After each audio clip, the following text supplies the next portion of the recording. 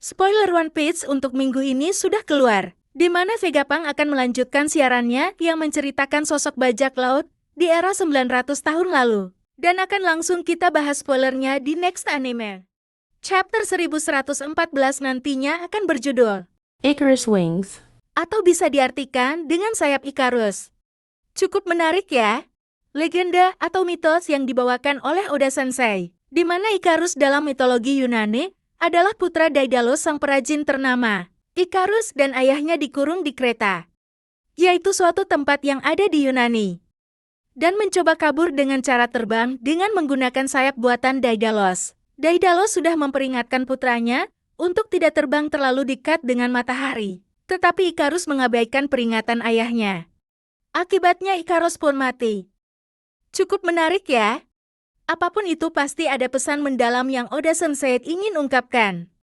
Dan kembali lagi ke lanjutan cerita, di mana bab dimulai dengan reaksi dari orang di seluruh dunia atas apa yang disampaikan Vegapunk tentang dunia yang akan tenggelam. Cukup mencengangkan. Sampai terlihat Akainu ikut bereaksi atas apa yang disiarkan oleh Vegapunk.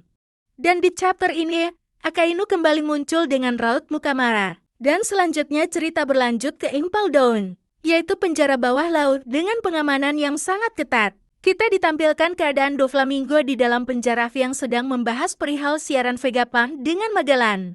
Doflamingo mengatakan bahwa mereka kelihatannya harus pergi ke tempat yang lebih tinggi. Ada lebih banyak reaksi dari orang di seluruh dunia yang ditampilkan sebelum cerita kembali ke panel Pulau Egghead. Dan juga banyak informasi penting lainnya yang akan kita ketahui di chapter ini. Dan Vegapunk mulai merilis hipotesisnya, di mana permukaan laut akan naik 1 meter yang disebabkan gempa bumi. Dan dibuktikan oleh Vegapunk gempa bumi yang terjadi bukan sesuatu gejala yang alami.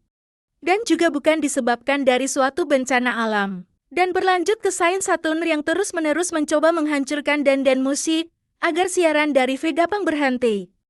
Lalu sang Gorosei Saturn mulai memasuki pusat energi Mother Flame, di mana dijelaskan di sini bahwa Mother Flame yaitu sebuah api kecil di dalam sebuah tangki raksasa, yang berbentuk seperti tangki penyimpanan kepala Vegapunk yang kita lihat di chapter sebelumnya. Kembali ke siaran Vegapunk di mana dia berbicara tentang masa saat 900 tahun lalu yaitu abad kekosongan, dan bagaimana dia merasa terlalu dekat dengan matahari. Lalu tampak juga Emu Sama ditampilkan mengetahui siaran Vegapunk tetapi tidak menunjukkan reaksi apa-apa dan hanya terdiam. Vegapunk melanjutkan siarannya dan mengatakan bahwa dosa keduanya adalah dia terus melanjutkan penelitian tentang poneglyphs dan sejarah kuno. Vegapunk mengatakan bahwa dia masih belum sepenuhnya tahu pasti tentang semua yang terjadi pada abad kekosongan saat itu.